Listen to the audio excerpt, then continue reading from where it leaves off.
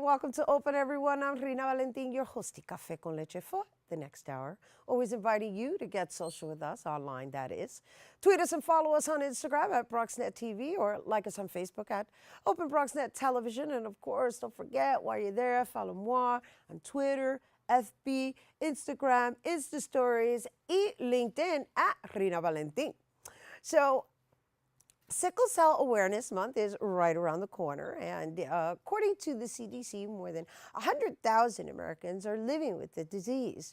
Our next guest is part of an organization dedicated to helping those affected by sickle cell and by collaborating with community organizers, healthcare providers, and more.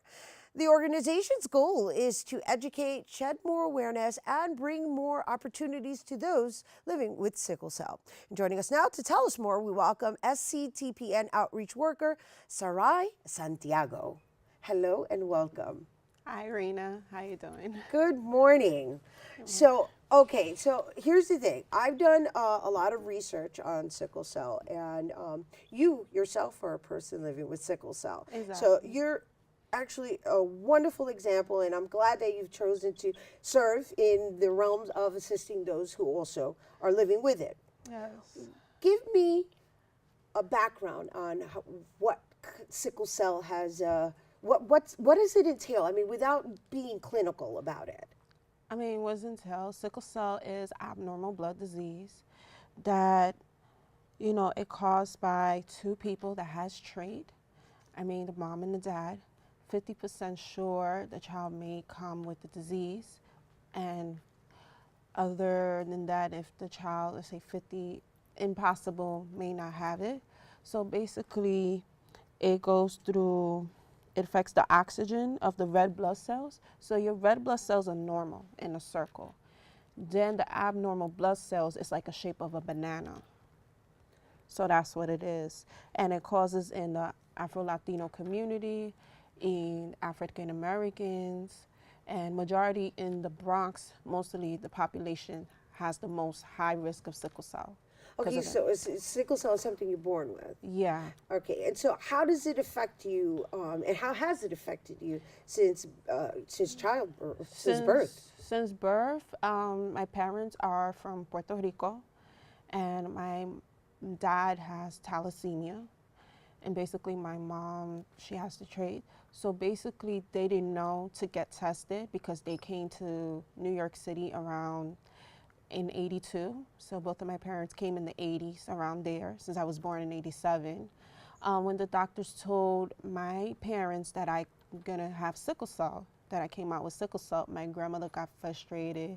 She said, oh, I didn't know about that. How come, how come we didn't get tested and everything, because in Puerto Rico is different. So I get it. All right. Well, we're not going to talk about that aspect.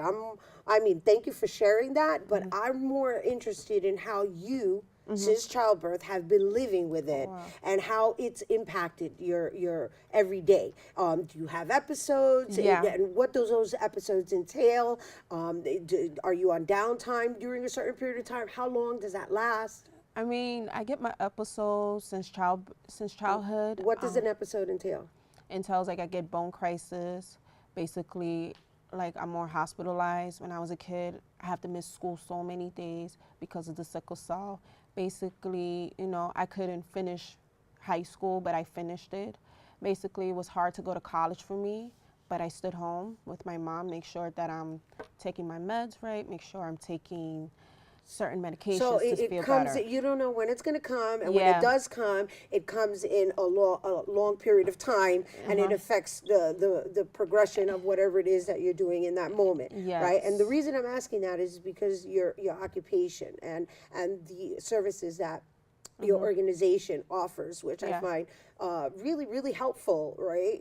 And the fact that you're somebody living with it, now obviously you're able to relate to those who come in being diagnosed or are diagnosed as such. And so within your organization, I understand that aside from patient outreach, you also assist with like job opportunities, and so how does one select what their occupation is going to be, knowing that they come that they have this? And because I mean technically there's people can't discriminate against people's health, but it's probably in their best interest to come in knowing, well, as much as I don't want these to be my limitations, I have to take them into consideration. Yes, and basically me back then, like after college, basically I had a job, and it was hard to keep it up.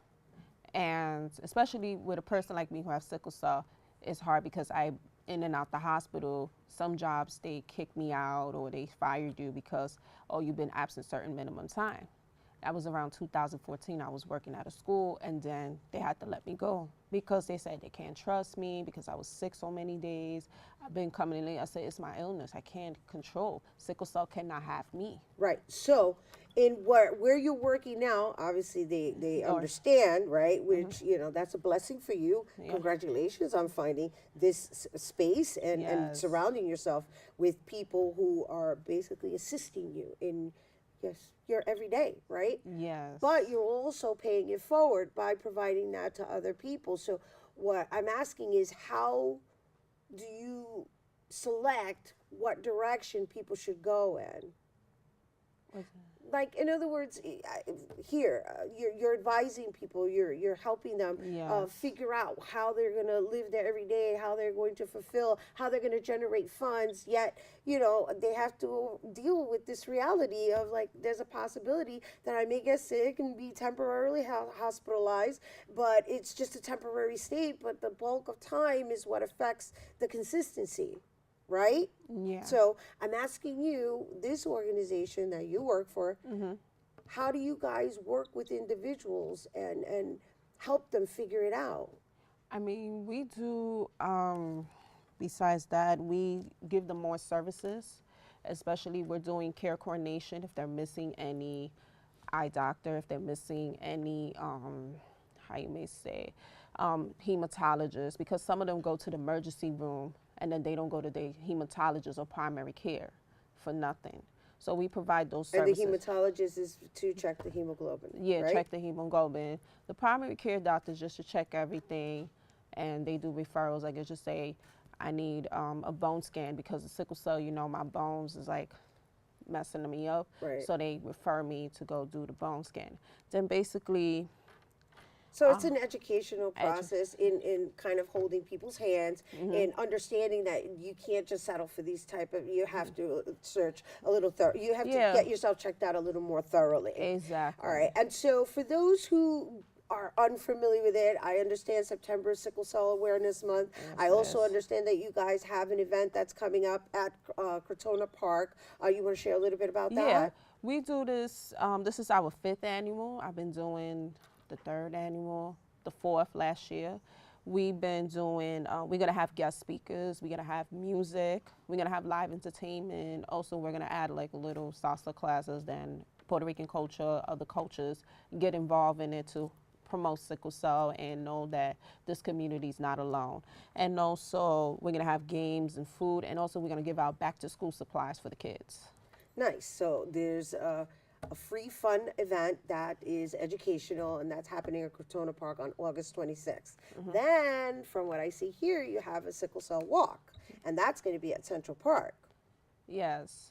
It's to raise funds to get scholarships, because we understand we have students who have sickle cell, want to go to college, and it's to raise funds for it. And basically the walk is $25. They have to register. They could go on www.sctpn.net to register. They could go on Facebook, Sickle Cell Thalassemia Patient Network, Twitter, and Instagram to know more information, or they could call the office and know more information. Basically, this walk is very good. It's a good experience. I don't mind people who have sickle cell don't. You could come out, support us, because we need the more support we get, the more this community will be better. Absolutely, and it's important that we shed light on everything that's affecting our community, and thank you for being a stand for that. You're That's welcome. right. Good for you. Thanks. All right. Once again, you guys, the 5th annual Bronx Sickle Cell Awareness Day is taking place on August 26th from 10 a.m. to 6 p.m. at Crotona Park. And also the 2018 NYC Sickle Cell Walk is taking place September 15th at Central Park, and that begins at 11 a.m. And for more information on anything related to sickle cell, visit SCPTN, STCTPN. STCPN.net.